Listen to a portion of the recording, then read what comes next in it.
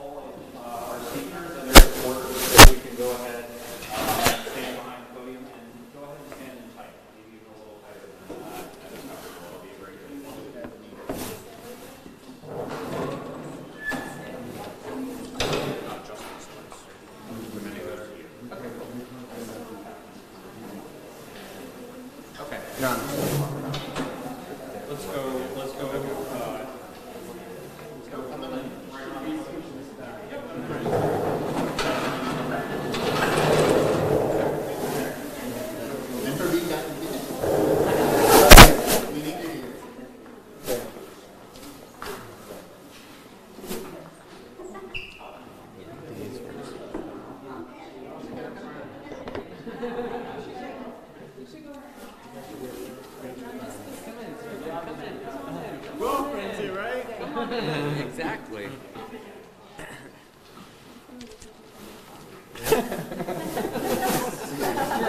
You get just right. Good to go? Okay.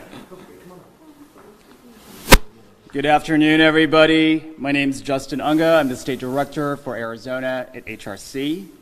We have a pretty ambitious program ahead of us with a lot of great speakers. We're going to go ahead and get started, but first we're going to thank 1 in 10 for being our hosts today. Our first speaker, we're very fortunate to have the president of the Human Rights Campaign, Chad Griffin. Excellent. Thank you. Thank you so much, and thanks to all of you for being here. We are here today at 1 in 10 to cast a spotlight on the obstacles that far too many young people face today, as illustrated in the largest, most comprehensive survey of more than 12,000 LGBTQ youth. I especially want to thank Cato and Carmen and the entire team here at 1 in 10 for the life-saving work that you do day in and day out. I just had a tour here of this facility, and oh, how I wish that every community in this country, in towns big and small, could have a center like this. It truly is a model in this country.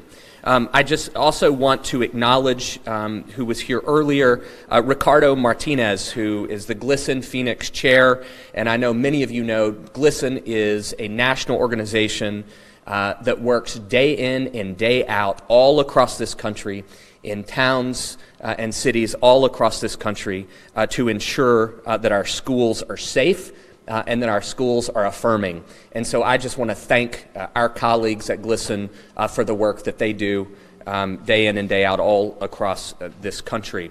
I also want to acknowledge just very quickly our speakers that are going to come up here shortly that you're going to hear from.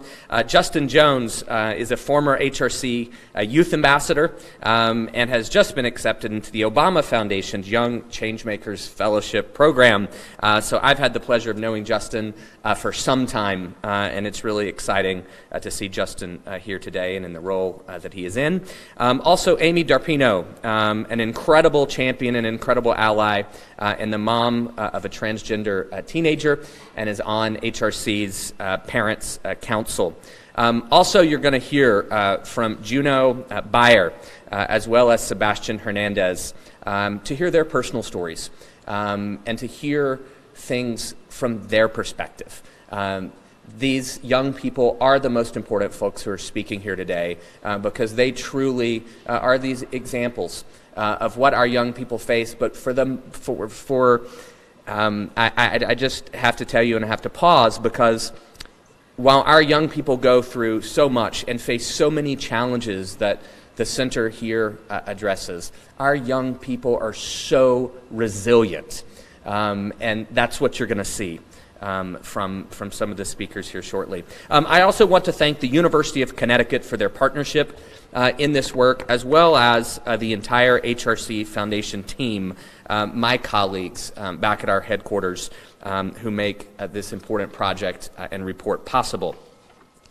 When I started in this job, my very first initiative as HRC president was to launch our National Youth Report at the Los Angeles LGBT Center. 6 years later, this country has changed in profound ways, in many cases for the better, from marriage equality to more states with non-discrimination protections, and a growing number of states in this country, today 14 plus the District of Columbia, moving forward to ban the debunked practice of so-called conversion therapy. But the results of this survey reveal in distressing detail the persistent challenges that so many young LGBTQ people face at home, at school, and in their communities. More than 12,000 respondents, including more than 330 from right here in Arizona, ranging in age from 13 to 17, and from every corner of this country, participated in the survey. We were also very intentional in our outreach in order to ensure that we had strong representation from LGBTQ youth of all backgrounds, especially young people of color who are often underrepresented in national surveys and studies. We know that we're only scratching the surface of the challenges that they face. And they all told us, with a loud and profound voice, they told us that they're not only experiencing heartbreaking levels of stress, anxiety, and rejection. Our youth also feel overwhelmingly unsafe in their schools and in their classrooms. I'm going to highlight just a few of the disturbing realities that come out of this report. 95% report trouble sleeping at night. 43% said that they have been bullied at school in the last 12 months. A much higher percent say that they've been bullied in school over time. But nearly half say that they've been bullied in this last year. Only 11% of youth of color surveyed believe their racial or ethnic group is regarded positively. 50% of trans and gender nonconforming youth said that they can never use the restroom that aligns with their gender identity at school. And 65% of them said that they work hard and try hard to never use the restroom all day while at school. 67% report that they've heard family members make negative comments about LGBTQ people, and trans youth are 2 times more likely to be taunted or mocked by family members.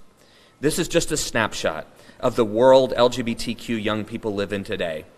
These statistics show the devastating toll that rejection by family and peers, bullying and harassment, and apathy on the part of far too many adults is having on our young people. It's unacceptable. It has to change, and these statistics should serve as a call to action for this nation. The simple truth is that when Donald Trump, Mike Pence, and Betsy DeVos attack trans students by rescinding guidance established to protect them, or when lawmakers attempt to grant a license to discriminate to schools, to colleges, and universities, it further erodes the fragile landscape for our young people across this nation. When elected leaders attack LGBTQ people, it gives license to others to do the same, and it serves to fan the flames of hate and bigotry that we see far too often these days. But there's reason for hope. As I said earlier, and as this report makes clear, there are also stories of empowerment, of resilience, of activism and advocacy. Across the country, LGBTQ youth are taking a stand, and they're advocating for inclusivity and equality in their homes, in their schools, and across their communities. And increasingly, they're standing up, they're marching, and they're demanding the same from their elected leaders. 91% report feeling pride in being an LGBTQ person, and 3 out of 5 report having access to an LGBT student club, which can provide vital support to those who may face hostile environments at home or in their communities. But more must be done, and it's our responsibility and our duty as parents, as educators, advocates, and mentors to address these disparities in health and well-being and to secure a brighter, better, and more inclusive tomorrow for all LGBTQ people. It's time for adults to stand up and act like adults. As this report lays out, every adult can play a critical and even life-saving role in the changing the landscape for our youth. If you're a parent or a family member, make your home a safe and affirming space for LGBTQ people. If you're a teacher or an administrator, establish clear and inclusive policies to support LGBTQ youth. If you're a mental health or medical professional, be an overt advocate for LGBTQ youth at all levels in healthcare. And if you are a policymaker, you must stop attacking and demeaning LGBTQ people for your own cynical political gain. As this survey shows, those kinds of attacks actually have real-life consequences. Your job as elected leaders, your job is to stand up, to fight and protect our young people, to enact non-discrimination protections on the national, state, and local level. Now more than ever, it's crucial for each of us to do all that we can to protect LGBTQ youth with a great sense of urgency. They are our future, and we must ensure they are protected, that they feel safe, that they feel valued, that they feel equal and loved. Thank you. Thank you, Chad. Our next speaker is Carmen Jandacek with the board chair of 1 in 10.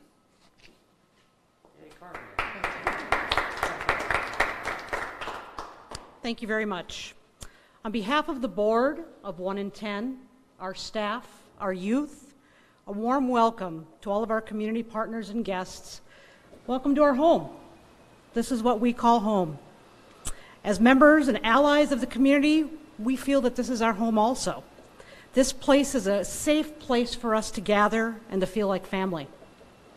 A little less than a year ago, our old home was destroyed by an arsonist.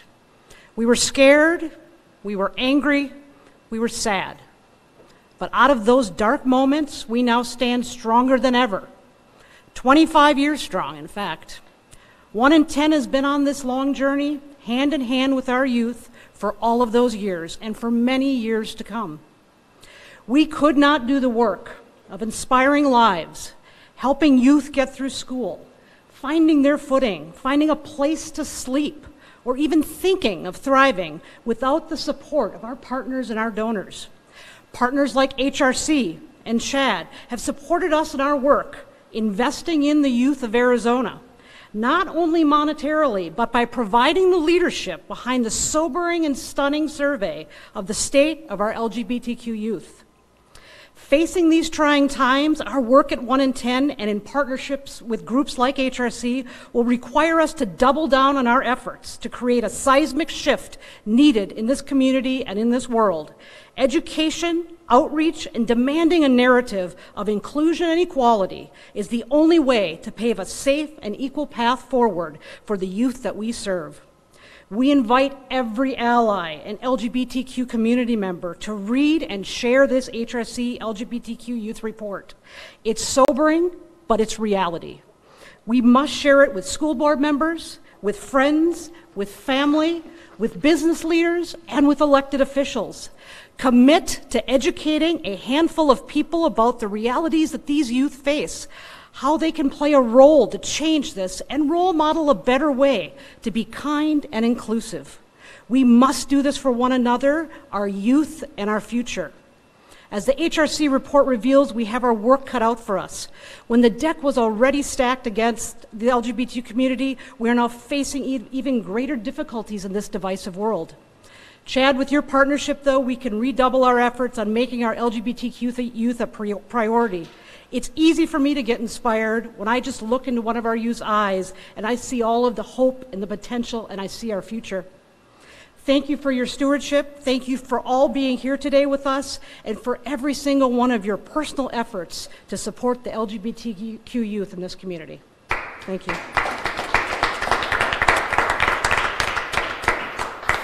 Thank you, Carmen. Our next speaker is Justin Jones. Hi, thank you everyone for being here today.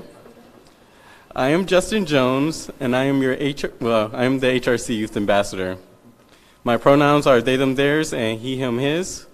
And I want to tell you not only about my story, but about all of our story, about every youth who walks in the doors of here. I'm a young person who was once homeless, and then I found 1 in 10, and they found me housing through their housing program. And then I can actually call this home also. When I found 1 in 10, I found a wonderful place with wonderful resources.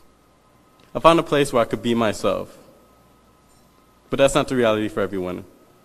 From the data from the youth report, I still find that youth are struggling.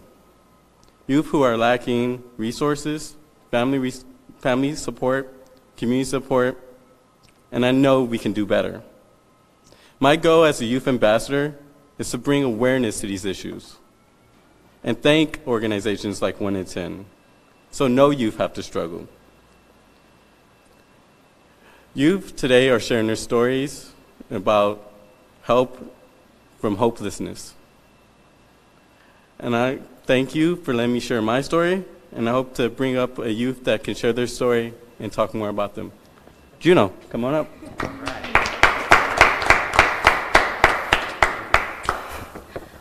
My name is Juno Baier. I'm 18 years old and my pronouns are they and them.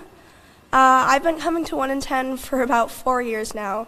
And honestly, before I walked into my first meeting, I had just come out to everybody in my life. At the same time, I was lucky enough to have supportive parents, which most of the youth in our community aren't lucky enough to say they share. And I walked into my first meeting with 1 in 10, saw 25 kids who I knew immediately I belonged with. 1 in 10 was the first place that I felt like I truly was in an environment of people who expected me to be nothing but myself. And I never had that before. 1 in 10, I think, is a unique experience for everybody who walks in these doors because it really does make itself a home for any youth that needs it. 1 in 10 provides resources like job training, leadership skill development, even housing for youth that don't have anywhere else to go. I was lucky enough when I came out to have an incredibly supportive family, friends, and teachers at my school. But regardless of the amazing resources that I had at my disposal, I still faced issues that most people wouldn't even dream of having to face in their lives. As a non-binary youth, someone who doesn't fit into the box of male or female, someone who isn't built into the way society functions today, going into the bathroom at my school isn't an option safely. I don't spend the rest of my days through school with my teachers using the correct name or the correct pronouns, problems that most people don't even have to face in their life, don't even have to think that they would ever worry about. using the bathroom safely, being accepted by the community that you live in, your teachers, your administrators, your parents, the people who bring you up and make you who you are. Even with the amazing resources that I had, I didn't face all of these. I faced all of these issues at times, not having acceptance from my school, not having a safe place to use the bathroom. These aren't issues that even someone like me with these resources should ever have to dream of facing.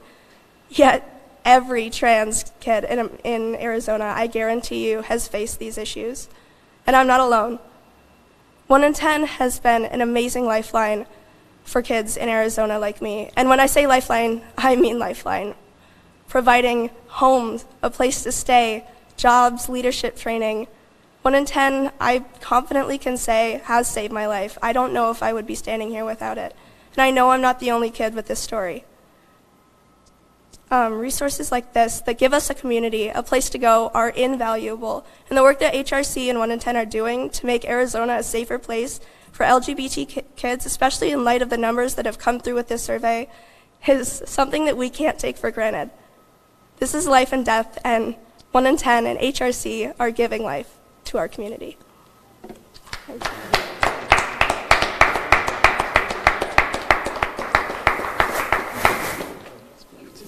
Thank you, Juno. Our next speaker is Sebastian Henderson. Hi, so my name is Sebastian. I'm 23 years old. I'm a youth here at 1 in 10. I grew up in Cleveland, Ohio.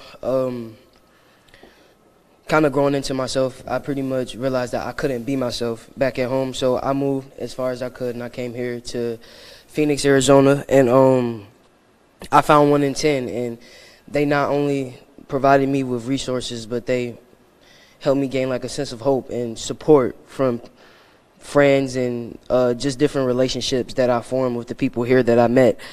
And if I could tell people anything that I feel like, something I feel like they should know the most, is that these type of resources exist. You know, like, we didn't have these type of resources back at home, and I think that's why I felt that I couldn't be myself, because I didn't have the support that I needed there. They don't have a lot of organizations like this back there. So I feel like the more we spread the word and the more that we get more organizations like this open, then it can help not only just save our community, but just save lives, because a lot of young people who feel like they can't be themselves, it's sad to say, but, you know what I'm saying, a lot of them commit suicide. You know, a lot of them do the worst because they don't feel like there's any way out of the situation, or they don't feel like they can be themselves. So I feel like the more that we make people aware and get them these type of resources and share these resources, that the better the community would be. And I feel like starting with 1 in 10 is one of the best things that you could do. All right. Thank you, Sebastian. Our final speaker is Amy Jarpino. Thank you. Hi there. I'm Amy.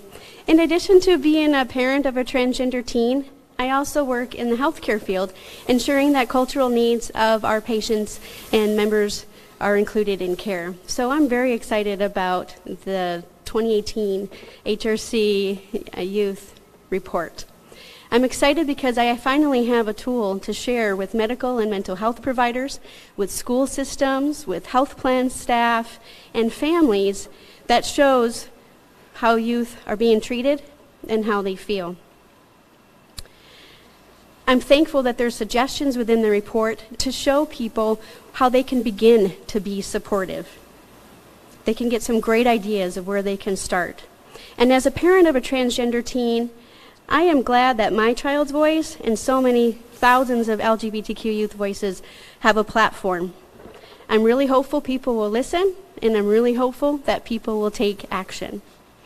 But the report also has me feeling sad. The overwhelming response is that youth still don't feel safe. They don't feel safe in general, at home, in schools, even with doctors and mental health providers. And when they do come out, they're rejected, harassed, bullied, and discriminated against. The report states that 24% of youth feel comfortable being themselves at home. Only 24%. So that means 76% have to hide pieces of themselves in their own home for fear of rejection or being put through that horrible conversion therapy. That's devastating. And the majority of LGBTQ youth still experience hostile school environments. So they can't be themselves at home, they can't be themselves at school, unless they want to be out and have the potential of being bullied, not only by other youth, but by the adults in their lives as well. And this negativity and this harassment and bullying exists because my child and all LGBTQ youth do not identify and meet the expectations of what many in society think they should with their lives. So their lives don't match, they're different than what people think they should be. Our kids, they just want to have a happy life. Every child deserves that, and my child deserves that. LGBTQ youth deserve to feel safe. Acceptance and support is so key. My child and every LGBTQ youth deserve to live their authentic lives. They deserve respect, dignity, support. They have to have equal opportunities, an equitable education, and equity in healthcare. My child was assigned male at birth, so that means we were told we were having a boy. But by age 6, she was identifying as a girl. Luckily, or I should say fortunately, in our family, we had a lot of family support. And very fortunately, we had a lot of school support. So from elementary school to junior high to high school, that school district has walked alongside us. They implemented a non-discrimination policy that's inclusive of gender identity, gender expression, and sexual orientation. They let her participate in the activities she enjoys. They use her chosen name, they use her pronouns, and they allow her to use the restroom she identifies with. If there's ever an issue, the principals step in and protect her. All of this support has helped her thrive. She's excelling. She has wonderful grades. She keeps getting awards in all of her classes, even being nominated by an assistant principal who said that they've learned so much from her and her journey that he had not been exposed to before. She comes home with smiles and excitement from school, instead of having fear and sadness and worry that so many LGBTQ youth experience. All LGBTQ youth deserve those smiles and that excitement for coming home. She's looking forward to her senior year and to college. Everybody deserves that. Everybody deserves to live happy lives the best that they can. My child is so brave, living her authentic life, having experienced some bullying and knowing that there's so many people out there who could potentially verbally and physically harm her in her future. Yet she's still being herself. She's resilient. I encourage you and implore you, whatever your role is, to do what you can, to be brave like her and so many other youth, to take action in your family, in your organization, in your schools, in your community, to make things better. Take the steps that you need to ensure that every LGBTQ youth feels safe in any environment. So they feel affirmed, so they are seen, so they're heard. They're respected, and they get the dignity that they deserve, so that my child and all LGBTQ youth are able to thrive. Thank you.